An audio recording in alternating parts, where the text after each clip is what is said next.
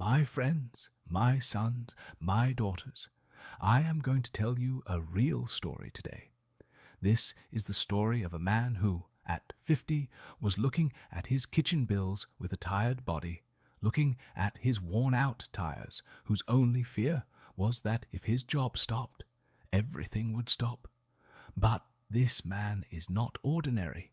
He is a billionaire businessman today. And he admits this. His real transformation began in his 50s. Isn't that strange to you? Because a person, generally speaking, those who are millionaires or have a lot of money, usually earn and grow their wealth more than 60% when they are young, whereas this man earned and grew his wealth at the age of 50. This man was not a dreamer. He did not chase magic stocks. He did not ask anyone for debt. He did not trust luck. He asked himself one single question. How do I build a machine that generates $4,800 of fixed income per month? And after he asked that question, every decision, every course, and every order changed. He began to question one by one where every penny was going, because he understood that money management is not a matter of mathematics. It is first and foremost a matter of mindset. That was actually the only thing that happened. Wealth does not come suddenly one day. It is born from the accumulation of small decisions made every day. First, he built an emergency fund of $16,000 because a person who panics sells their portfolio, consumes their future, and makes the worst decisions at the worst moments. An emergency fund looks boring, yes, but without that fund, every crisis disconnects you from the system and throws you out, and on top of that, the effort of years evaporates in an instant. Then he started investing $1,500 every month, cancelled his subscriptions, sold items he never used, and automatically transferred every extra penny to investments. I love automation because willpower is not strong every day, but the system works every day. Cutting his expenses was painful, yes, but that pain was temporary, whereas the pain of living under pressure was permanent. And he realized this. People most of the time suppress stress with spending, but that spending creates new stress, and this cycle never sets you free.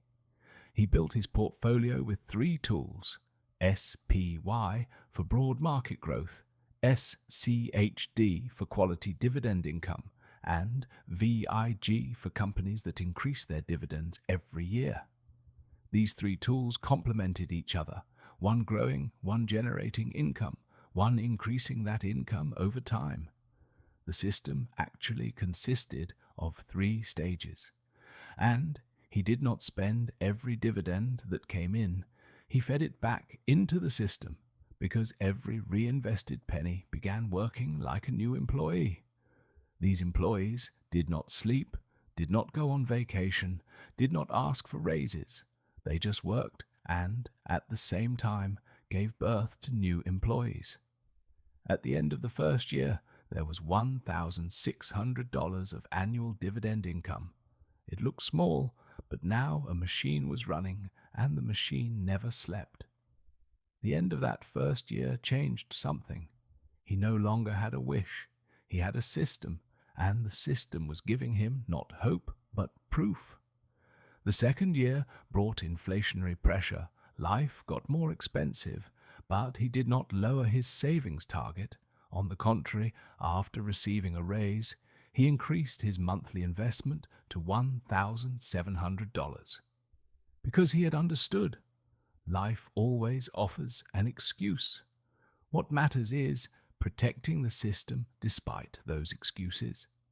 As years passed, that machine grew stronger. Markets wobbled. Life brought surprises. His mother got sick, and many similarly terrible events began to happen. But that man kept his composure, and consistently, Yet his emergency fund protected the plan, and he came out of that difficult period without touching his investments. In the fourth year, he made a small but clever adjustment. He directed the dividends coming from SPY and VIG toward SCHD purchases. Because his goal had become clearer, he wanted to cover his basic expense items from his portfolio in the shortest possible time. In the sixth year, the portfolio reached $242,000, and $700 of passive income began arriving monthly. These payments were now tied not to his labor, but to his machine. At the end of the seventh year, the $291,000 portfolio was generating $850 of passive income per month. Electricity, internet, insurance, and grocery expenses were now tied not to his labor, but to his machine. At that point, his relationship with his work life changed. He was now working by choice, not by obligation. He looked at his boss differently. He walked into meetings differently, because behind him a machine was working, and that machine was giving him a quiet power. He was 57 at that point. Not 37, 57. My son, my daughter, my friend, the window has not closed.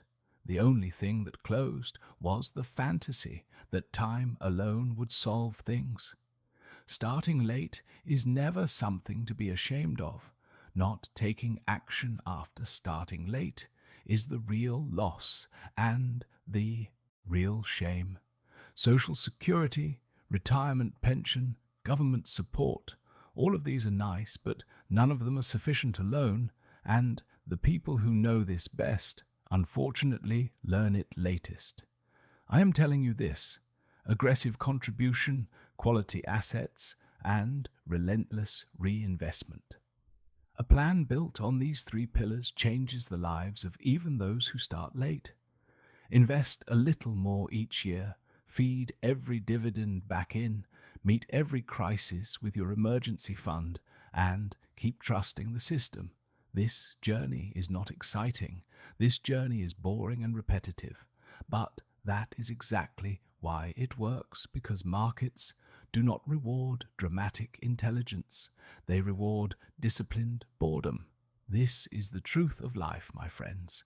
Start with the life you have. Do not wait for the perfect moment, because the best time was 7 years ago, and the second best time is right now. Thank you for watching and listening. New videos are coming.